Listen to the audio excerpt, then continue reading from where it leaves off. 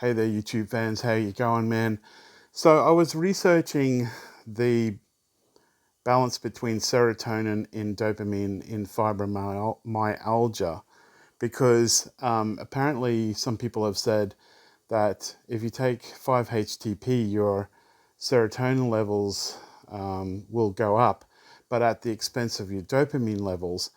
And whilst researching all of that, I had a look at the symptoms of low dopamine, and they match some of my symptoms.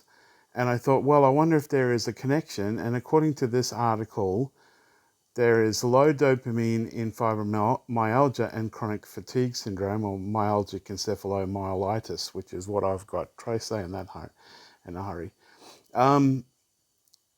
So let's see what this article says. Let's read it together. Why should you know about low dopamine symptoms? That is the effect of low dopamine in fibromyalgia and chronic fatigue syndrome.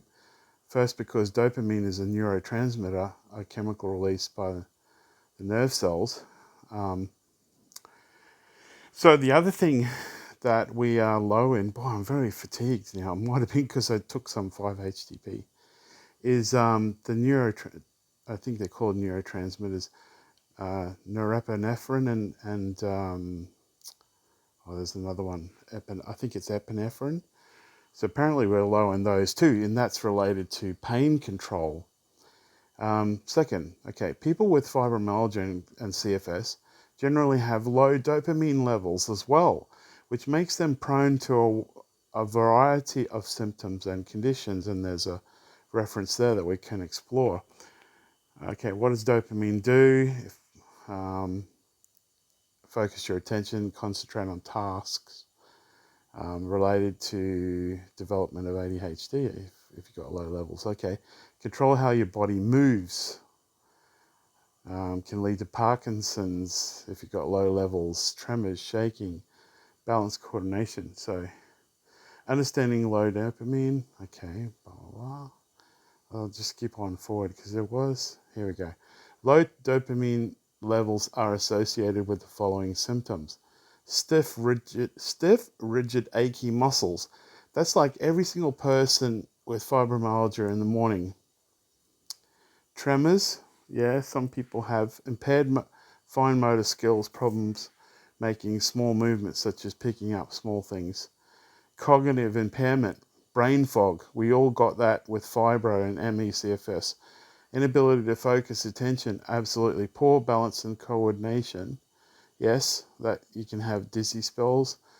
Noticeably odd small step walking pattern, so your gait is affected. Can be affected by, does taking certain medications risk lowering dopamine levels? Yes, it would be all the ones that affect your serotonin levels, I would say. Yes. Ways to increase dopamine.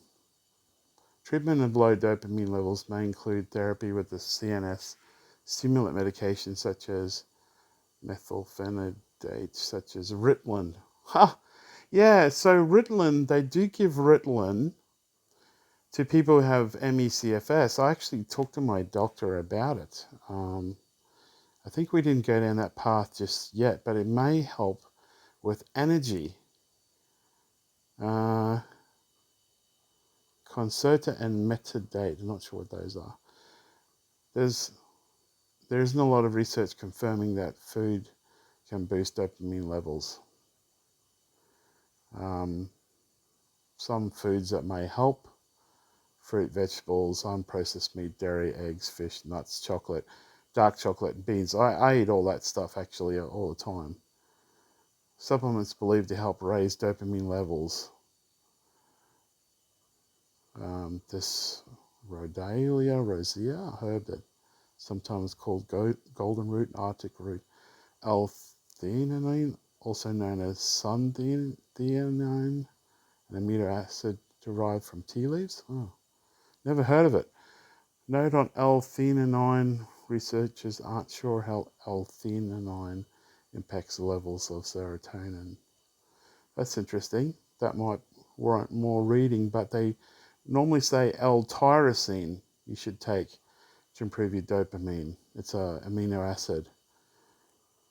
Let's see if there's anything else exciting in here. There it is. You see that? Supplements believed to increase dopamine levels include l-tyrosine. So there was something about 1 to 10 ratio, some people have said. So I think it's 1 5-HTP to 10 l-tyrosine, if I'm not mistaken. I'm going to do a little bit more research on that. And we talked about those symptoms of low dopamine. So I'll leave it there. I just thought that was really, I'll put the camera on. I just thought that was really, really interesting, that I stumbled across that link, that not only are we low in serotonin, which can affect anxiety, appetite, and sleep in fibromyalgia, but we also can be low in dopamine, which can affect the morning stiffness and in your muscles, and I think it's fatigue as well. So yeah, something to think about. Anyway, this is a brief introductory eureka moment, and if I find out any more, please remember to like, comment, and subscribe to this channel, and I'll keep you informed. I'm going to look into a little bit more go back here at the l-tyrosine, where they're looking at supplementing that if I continue to take 5-HTP, which even a small amount I've noticed tonight has already affected me. I'm so sensitive to it, it's not funny. I've taken only about 20 milligrams and already have symptoms of like a feeling cold, like a kind of a shiver, but not a shiver, just feeling cold, and feeling a little bit weird. So I'm really sensitive to it, which is good, because then if I can tolerate it, then I don't need much to take, all right? I need a very small dose then, if I can tolerate it.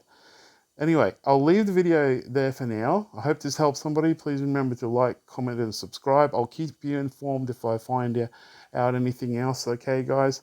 God bless. Teach us out. Ciao.